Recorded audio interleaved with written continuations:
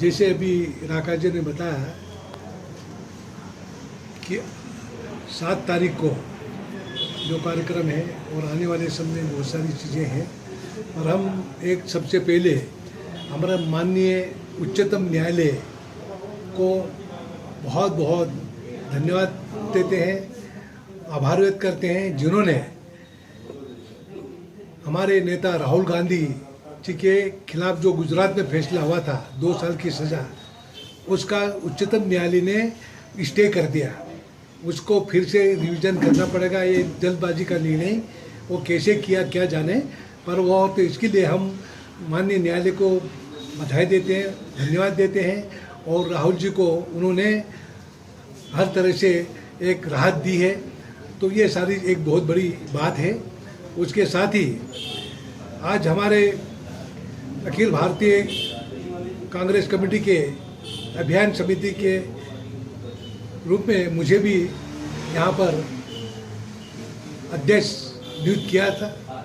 चुनाव आ रहा है, उसके लिए भी हाई कमान को राहुल जी, सोनिया जी, प्रियंका गांधी जी और कमलनाथ जी का आभार व्यक्त करता हूँ, और कोशिश करूँगा कि ईमानदारी के साथ पूरे प्रदेश में चुनाव अभियान चलाकर सभी कांग्रेस जनों को एकजुट करके आने वाले 2023-24 का चुनाव हम कांग्रेस पार्टी की तरफ से भारी बहुमत से जीत के मध्य प्रदेश में हमारी सरकार बने, कमलनाथ जी के नेतृत्व में सरकार बने, और उसके लिए हमारा पूरा प्रयास है। और भारतीय जनता पार्टी 18 साल में आपने देखा है कि उन्होंने 18 साल में बदले की भावना से कार्रवाई करने में लगी रही है। आज जितने भी आदिवासियों के ऊपर अत्याचार हुआ, वो सरकार के प्रेशर से, शिवराज के उनको मदद करने से ये अपराध बढ़े आदिवासियों के ऊपर। आपके नेमावर में आप देखें 7 आदिवासियों को 10 फीट के गड्ढे में गड़वा दिया। कौन थे?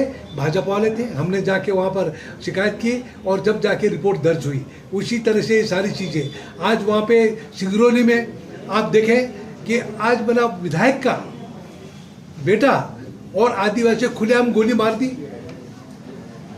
विधायक के बेटे ने। उसी तरह से सीधी में आदिवासी के ऊपर पेशाब कर रहा भाजपा का नेता।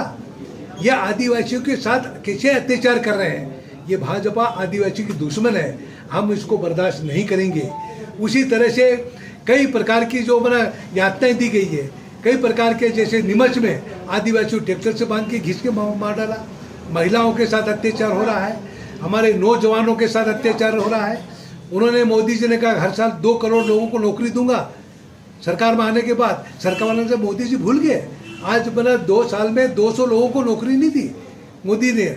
और शिवराज जी बड़ी बड़ी बातें करते हैं, मामा भांजी और हमारे सभी, ये करके उन्होंने इसी में समय पास कर दिया और घोषणा पे घोषणा करते रहे। इसलिए शिवराज जी को कहते हैं घोषणावीर मुख्यमंत्री, प्रदेश के घोषणावीर मुख्यमंत्री के नाम से फेमस हो गए हैं। तो ऐसे झूठे झूठे आश्वासन देकर उन्होंने 18 साल तो राज कर लिया, पर अब मध्य प्रदेश की जनता उनको बर्दाश्त नहीं करेगी।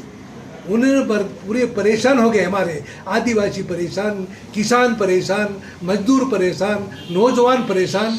उन्होंने आदिवासी को जो कर्जा माफ़ करने की बात की 50,000 तक का माफ़ करेगी कहा था, 15 जो लाख रुपया माफ़ कर उनको लोगों को हर खाते में जमा करें ये कहा था। उन्होंने 1 रुपया नहीं जमा करा, उन्होंने एक काम नहीं किया, पर घोषणाएं करते गए। तो ये सारी चीज़ें, तो इसलिए भाजपा की कथनी और करने में कितना बड़ा अंतर आप देख रहे हैं। कांग्रेस जो कहती है वो करती है।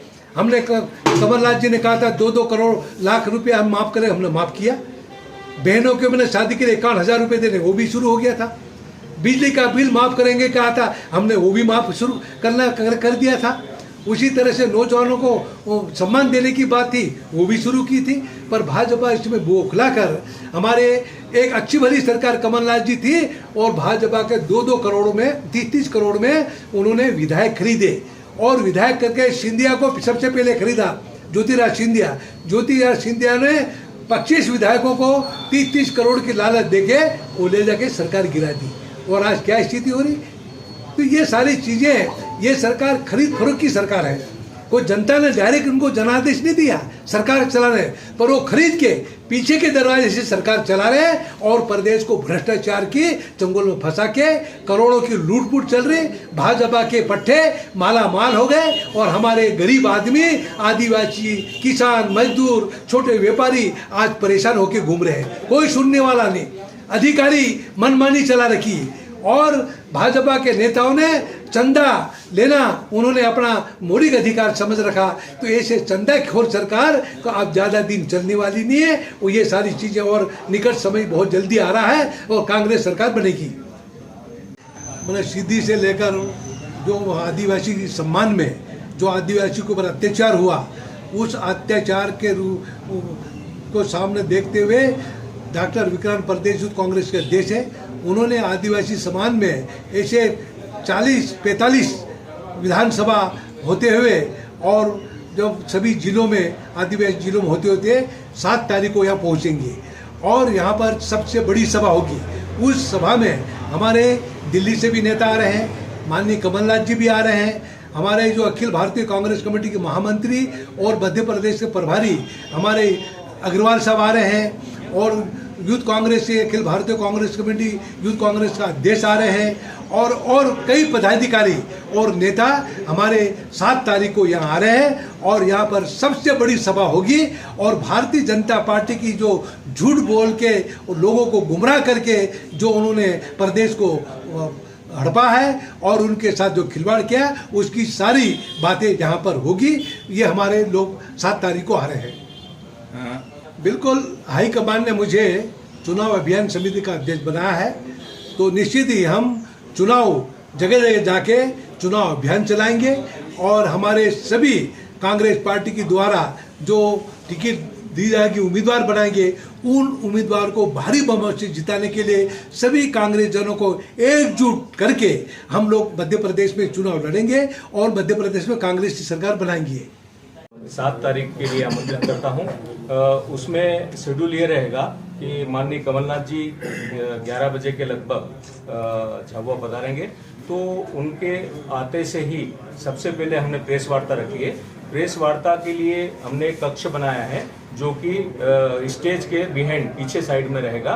तो आप सभी मीडिया बंधुओं से निवेदन है कि पहले ही आप वहाँ पे आके पधारें। हमारे साबिर पिटवेल जी संभागीय प्रवक्ता हैं और उनके साथ जो टीम है वो पूरी व्यवस्था आपकी देखेगी।